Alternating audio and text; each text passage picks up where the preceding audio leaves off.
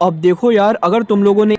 तुम लोगों ने AEW का one of the most anticipated dynamite miss कर दिया है, क्योंकि गाइज आज AEW के डायनामाइट शो के ऊपर MJF और रिकी स्टार के बीच में जो प्रोमो बैटल हुआ है, वैसा प्रोमो बैटल मैंने AEW के अंदर पहले नहीं देखा था। और गाइज यहाँ पर डायनामाइट के मेन इवेंट के ऊपर हमें AEW चैंपियन वर्सेज NJPW के चैंपियन के बीच में बहुत ही जबरदस्त मैच देखने को मिला। वेल गाइज, अगर आपको जानना है कि ओवरऑल आज डायनामाइट के ऊपर हमें क्या कुछ चीजें देखने को मिली, तो गाइज इस वीडियो को एंड तक जरूर देखना। वेल गाइस, बात करें यहाँ पर AEW डायनामाइट के ओपनिंग की, तो गाइज आज AEW डायनामाइट के ओपनिंग के ऊपर हमें AEW के डायनामाइट डायमंड रिंग का बैटल रॉयल देखने को मिला, जहां पर AEW के इस बैटल रॉयल के अंदर हमें jungle boy, Ricky Starks, Dustin Rhodes, Ethan Page, Lee Moriarty, Orange Cassidy, Kip Sabian, Matt Hardy, Butcher, Shawn Dean, Dalton Carson और ब्रायन के जैसे रेसलर इस बैटल रॉयल के अंदर कम्पीट करते हुए दिखाई दिए। और गाइज यहाँ पर आज इस बैटल रॉयल के अंदर डस्टिन रोड्स ने AEW पर उनका ऑफिशियल इन रिंग रिटर्न किया है। बट गाइज जहां तक बात रही इस बैटल रॉयल के विनर की, तो गाइज यहाँ पर काफी बढ़िया बैटल रॉयल के बाद एक एक करके हर रेसलर इस बैटल रॉयल से एलिमिनेट हो चुके थे। और गाइज यहाँ पर बैटल रॉयल के एंडिंग के ऊपर रिकी स्टार्क और इथन पेज इस बैटल रॉयल के अंदर बचते गए, जहां रिकी स्टार्क इथन पेज पर टोटिडिटी लगा के इथन पेज को रिंग से बाहर फेंक देते गए। और गाइज रिकी स्टार्क AEW के dynamite diamond ring battle royal को जीत के MJF को डायनामाइट डायमंड रिंग के लिए चैलेंज करने के लिए तैयार हो जाते गए। बट गाइज यहाँ पर रिकी स्टार्क के बैटल रॉयल को जीत जाने के बाद AEW वर्ल्ड चैंपियन MJF रिक्स के बाद AEW के डायनामाइट शो के ऊपर हमें MJF और रिकी स्टार के बीच में एक बहुत ही जबरदस्त प्रोमो बैटल देखने को मिलता है। और गाइज यहाँ पर AEW के डायनामाइट शो के ऊपर MJF रिकी स्टार को ड्वेन द रॉक जॉनसन का नाम लेकर मॉक करते गए, जहाँ पर MJF रिकी स्टार को ये कहते गए कि Ricky Starks Dwayne the Rock Johnson के सस्ती कॉपी गए। तो गाइज वहीं रिकी स्टार MJF को ये कहते गए कि MJF रेसलिंग इंडस्ट्री के सस्ते रोडी पाइपर है। और गाइज यहाँ पर बेसिकली रिकी स्टार और MJF इन दोनों ने रेसलिंग लेजेंड का नाम करके एक दूसरे को मॉक किया है। यहाँ पर काफी जबरदस्त प्रोमो बैटल के बाद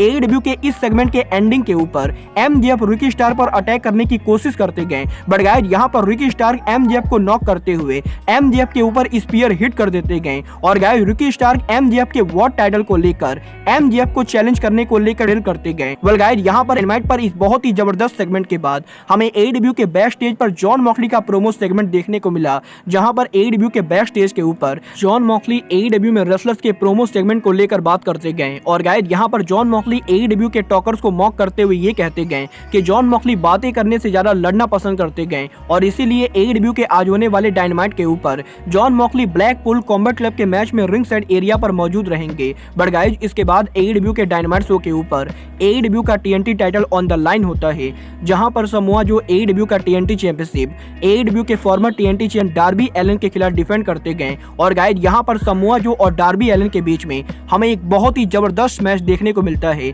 जहां पर मैच के शुरुआती दौर के अंदर समोआ जो डार्बी एलन को पूरी तरह से डिस्ट्रॉय कर देते गए। बट गाइज यहाँ पर मैच के एंडिंग मोमेंट के ऊपर डार्बी एलन इस मैच के अंदर अपर हैंड होते गए। और गाइज मैच के एंडिंग मोमेंट के ऊपर डार्बी एलन समोआ जो पर उनका फिनिशर कॉफिन ड्रॉप करने ही वाले होते गए, तभी समोआ जो डार्बी एलन को चोकआउट कर देते गए। और गाइज समोआ जो सबमिशन के साथ डार्बी एलन को हराकर TNT टाइटल को रिटेन करते गए। बट गाइज यहाँ पर मैच के खत्म होने के बाद भी समोआ जो डार्बी एलन पर अटैक करते गए, जिसके बाद की AEW के former TNT champion warlord Darby Allin को समोआ जो से सेव करते गए। और गाइज AEW के आज हुए डायनामाइट शो के ऊपर हमें वार्डलॉ और समोआ जो का कन्फ्रंटेशन देखने को मिला। बट गाइज इसके बाद AEW के बैक स्टेज के ऊपर हमें AEW के ऑल अटलांटिक चैंपियन ऑरेंज कैडी और किप सेबियन देखने को मिले, जहां पर ऑरेंज कैडी किप सेबियन को उनके टाइटल को चैलेंज करने के लिए कहते गए। बट गाइज यहाँ पर किप सेबियन ये कहते गए कि AEW के डायनामाइट डायमंड रिंग के बैटल रॉयल में कम्पीट करने के बाद अब किप सेबियन ऑरेंज कैडी को चैलेंज नहीं करेंगे। बट गाइज यहाँ पर AEW के होने वाले रैंपेज शो के ऊपर किप सेबियन किसी ऐसे रेसलर को लेकर आने वाले गए जो रेसलर ऑरेंज कैडी को रैंपेज पर ऑल अटलांटिक टाइटल के लिए चैलेंज करेगा। बट गाइज यहाँ पर इस सेगमेंट के बाद AEW के डायनामाइट शो पर हमें ब्लैकपूल कॉम्बैट क्लब का मैच देखने को मिला, जहां पर AEW के डायनामाइट शो के ऊपर हमें Claudio Castagnoli, Wheeler Yuta versus Jake Hager और डेनियल गार्सिया के बीच में एक नॉर्मल टैग टीम मैच देखने को मिलता है। और गाइज यहाँ पर इस मैच के लिए जॉन मॉक्सली और सैमी गुएरा अपने अपने टीम से रिंग साइड एरिया पर खड़े बड़े होते गए, जहां पर काफी सॉलिड मैच के बाद मैच के एंडिंग पर क्लॉडियो कोस्टाग्ली जैक हैगर पर उनका फिनिशर यूज करके इस मैच को जीत जाते गए। और गाइज इस मैच के विनर रहे Claudio Castagnoli and Wheeler Yuta. But guys यहाँ पर मैच के खत्म होने के बाद हमें AEW के बैक स्टेज पर विलियम रीगल का इंटरव्यू सेगमेंट देखने को मिलता है। और गाइज यहाँ पर मैं आप लोग को बता दूं, ये इंटरव्यू कोई लाइव इंटरव्यू ना होके बल्कि 2 हफ्तों पहले रिकॉर्ड किया हुआ इंटरव्यू था, क्योंकि गाइज यहाँ पर विलियम रीगल AEW कंपनी को ऑफिशियली लीव कर चुके गए। और गाइज इसीलिए AEW ने ब्लैकपूल कॉम्बैट क्लब के स्टोरी लाइन को बिल्ड करने के लिए विलियम रीगल के एक पहले ही रिकॉर्डेड इंटरव्यू को चलाता है,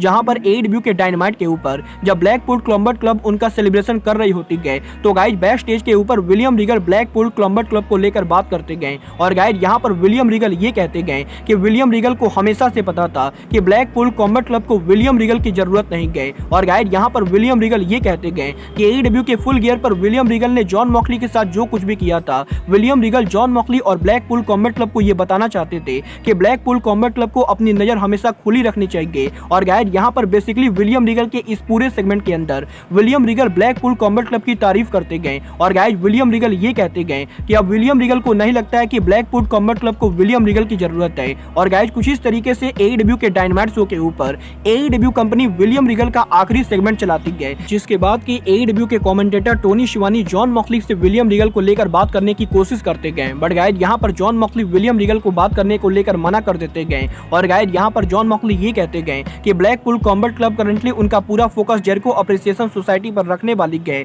और गाइज यहाँ पर अगर AEW के किसी भी रेसलर के अंदर दम है तो वो जॉन मॉक्सली को AEW के रैम्पेज पर चैलेंज कर सकता है। और गाइज कुछ इस तरीके से AEW के डायनामाइट शो के ऊपर AEW कंपनी ने विलियम रीगल को उनका फेयरवेल दे दिया है। बट गाइज इसके बाद AEW के डायनामाइट शो के ऊपर हमें हाउस ऑफ ब्लैक का प्रोमो सेगमेंट देखने को मिला, जहां पर बेसिकली हाउस ऑफ ब्लैक के इस प्रोमो के अंदर मलाकाई ब्लैक AEW के रोस्टर को वार्निंग देते गए। और गाइज यहां पर मलाकाई ब्लैक ये कहते गए कि हाउस ऑफ ब्लैक के AEW में रिटर्न होने के बाद अगर AEW के किसी भी रेसलर को हाउस ऑफ ब्लैक से कोई भी प्रॉब्लम है तो वो AEW के नेक्स्ट वीक डायनामाइट शो के ऊपर हाउस ऑफ ब्लैक को आमने सामने फेस कर सकते गए। बट गाइज यहां पर हाउस ऑफ ब्लैक के इस प्रोमो सेगमेंट के बाद AEW के डायनामाइट के बैक स्टेज के ऊपर हमें AEW के brand new women champion Jamie Hayter का सिट डाउन इंटरव्यू देखने को मिला, जहां पर टोनी शिवानी जेमी हैदर का इंटरव्यू लेते गए। और गाइज यहां पर जेमी हैदर ये कहते गए कि जेमी हैदर AEW के इस हफ्ते रैम्पेज शो के ऊपर हिकारू सीडा और बनी के मैच को काफी ध्यान से देखने वाली गए, क्योंकि गाइज यहां पर उस मैच को जो भी जीतेगा वो जेमी हैदर को आगे चलकर AEW के वुमेन टाइटल के लिए चैलेंज करेगा।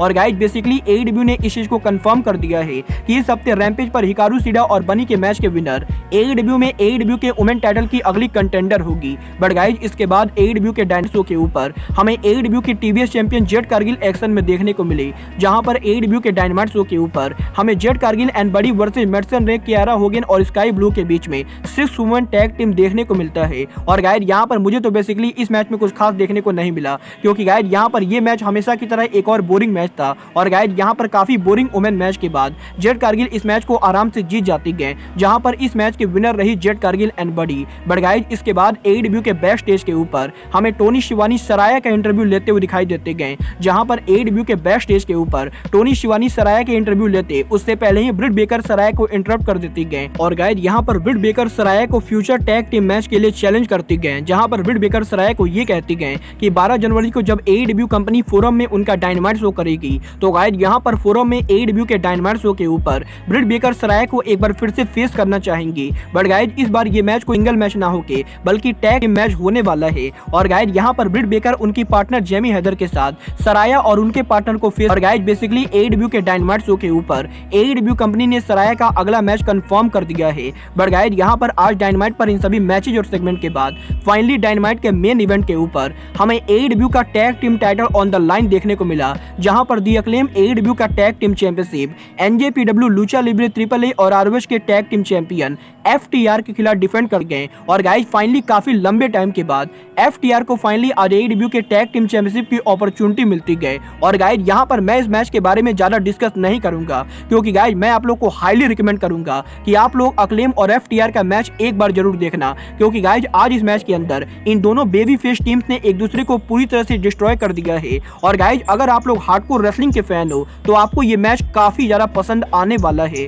बट गाइज जहां तक बात मैच के विनर की, तो गाइज यहां पर काफी गजब के टैग टीम मैच के बाद मैच के एंडिंग पर दी अक्लेम FTR को रोल अप पिन के साथ विक्ट्री हासिल कर लेती गए। और गाइज यहां पर फ्लैश पिन के साथ FTR को हराकर अक्लेम रिटेन करती है AEW का टैग टीम चैंपियनशिप, जिस चीज को देखकर मैं पर्सनली काफी ज्यादा डिसअपॉइंटेड हूँ, क्योंकि गाइड यहाँ पर मैं FTR और अक्लेम दोनों का ही बहुत बड़ा फैन हूँ। बट गाइड यहाँ पर ये मेरा पर्सनल ओपिनियन है कि FTR अक्लेम के मुकाबले बेटर टैग टीम है। बट गाइड यहाँ पर मैच के खत्म होने के बाद हमें अक्लेम और FTR दोनों एक दूसरे से हैंडशेक करते हुए दिखाई देते गए। और गाइड यहाँ पर AEW के डायनामाइट शो के ऊपर AEW के बैक स्टेज के ऊपर हमें गन क्लब देखने को मिलते गए। और गाइड यहाँ पर गन क्लब FTR को ये कहते गए कि FTR के इस मैच के बाद अब ROH के फाइनल चैंपियनशिप डिफेंड करना है। और गाइड FTR के चैलेंजर और कोई नहीं बल्कि ROH के one of the greatest tag गए। और गाइड यहाँ पर इन दोनों टीम के लास्ट दो शानदार मैच के बाद अब ROH के फाइनल बैटल के ऊपर इस बार इन दोनों का मैच कोई नॉर्मल टैग टीम मैच ना होके बल्कि डॉग कॉलर मैच होने वाला है। और गाइड यहाँ पर AEW के आज हुए डायनामाइट के एंडिंग के ऊपर